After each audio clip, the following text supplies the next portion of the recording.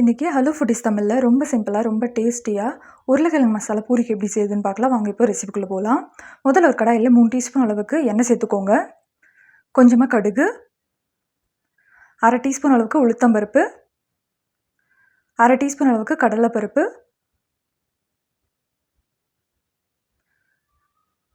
5லேருந்து 6 பச்சை மிளகாய், காரத்துக்கு தகுந்த மாதிரி சேர்த்துக்கோங்க.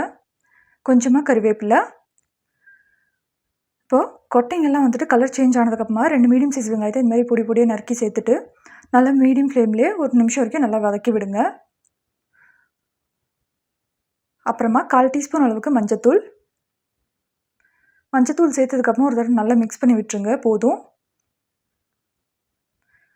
இப்போது இதில் வேக வச்சு இந்த மாதிரி ஸ்மாஷ் பண்ணி வச்சுருக்கிற உருளைக்கிழங்கு சேர்த்துக்கலாம்.